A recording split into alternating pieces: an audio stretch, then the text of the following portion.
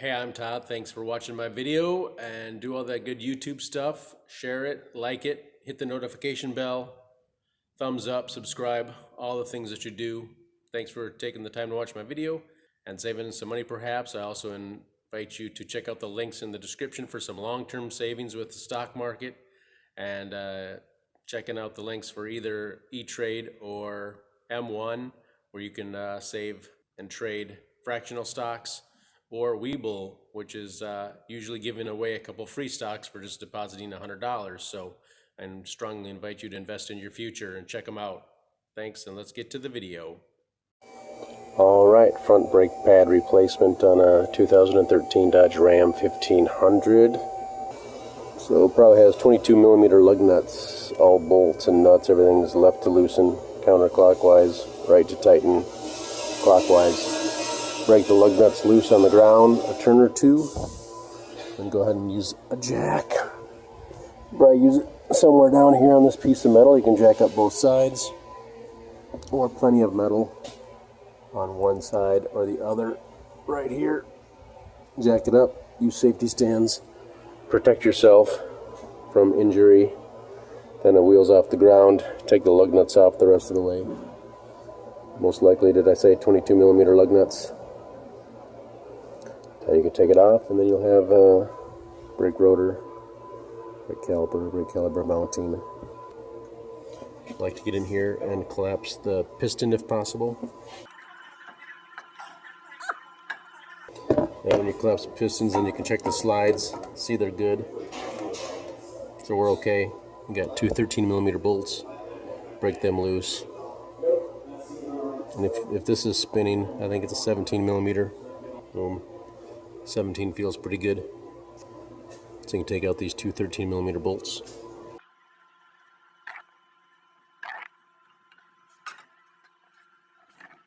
Then you can remove that, and then you know your slides are good, and you know your pistons collapse, so you know you don't need calipers. If you're having problems with either one of those, you may consider replacing them. See, the rotor's free already, and then you have two 21 millimeter bolts on the back to break that loose. Right here and right here. So I'm going to use the impact gun, but you can use a 1/2-inch breaker bar and a 21 millimeter socket to break them loose.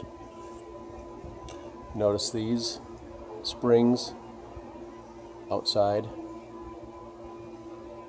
They're not tucked in. Well, that is how they're supposed to be. And they're just friction fit, so you can just pull them off the ends. And you'll probably get new ones, maybe with your brake pads.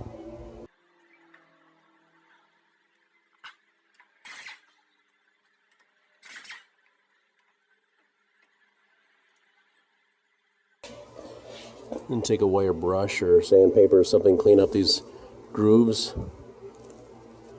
You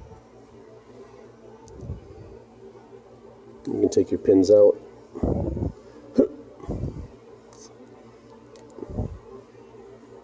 Put some lubricant on them, more lubricant.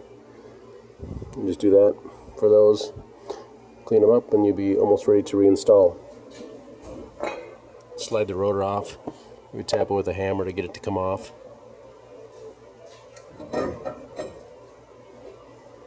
Halfway home, removing brake pads and rotors. So we have our new front brake rotor. It's totally coated. It's our asbestos totally coated for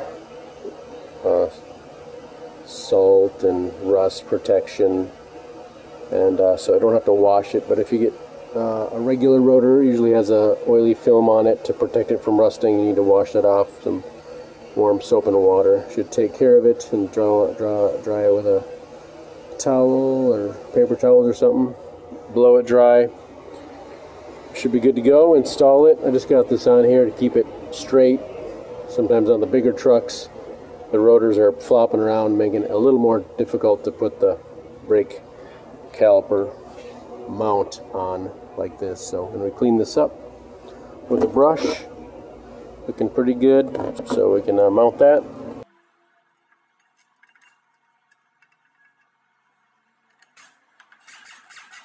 And we'll torque them down.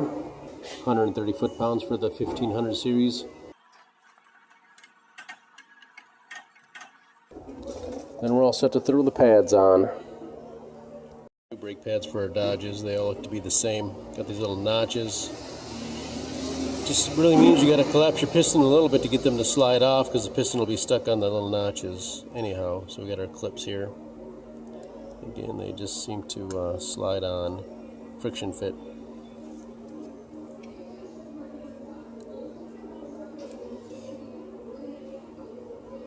So we'll do that for all of them, then install them.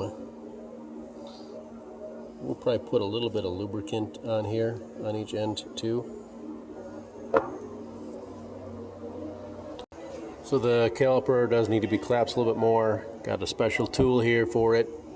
Not that you need it, I'd use a channel locks or a large C-clamp.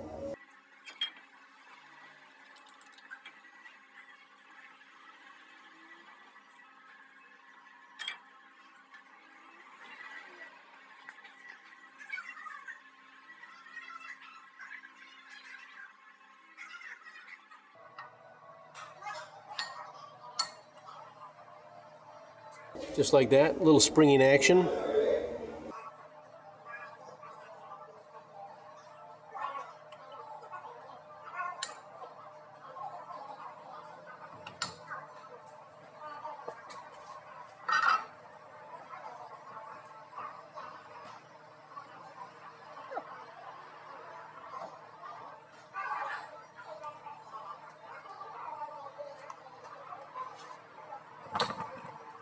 So as I talked about, maybe the pistons were fighting on these little nubbies a little bit, but we got it.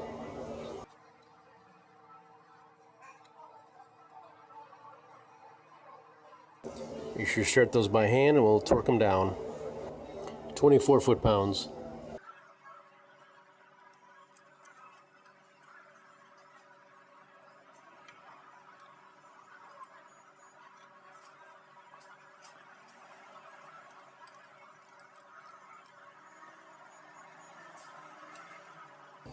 So my wrench is too fat to fit in here for me, but if this continues to spin while you're torquing it down, of course you can grab with the pliers or something. Maybe your wrenches are thinner, and just hold it while you torque those down. So there you go. Front brake pads installed on a 2013 Dodge Ram 1500. Put the tire on, tighten the lug nuts down as tight as you can while it's off the ground. Then you can lower the vehicle until the wheels are touching the ground so it doesn't spin, and then you can torque them down. I believe it's 135 foot-pounds, and torque them down in a crisscross pattern. Pump the brakes a few times before letting the vehicle go. And let's check out the master cylinder. So here's the master cylinder for the Dodge Ram. Easy peasy cap here.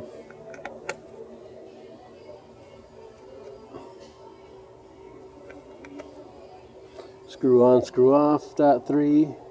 Got a minimum down here, maximum here. Probably see it's right at the maximum. So we've pumped the brake pedal 5 or 6, 7 times to set the calipers all in place, and we are good to go. Just keep an eye on this. Brake fluid can peel paint over time, so don't want to avoid spilling if you can. Overflowing, use a clean rag or turkey baster or something to suck it out if it's getting too full when you're collapsing pistons. And just use .3 brake fluid as needed to top off and make it somewhere between minimum and maximum. After doing the front brakes, probably better to get it closer to the maximum. So that is it. Good luck to you.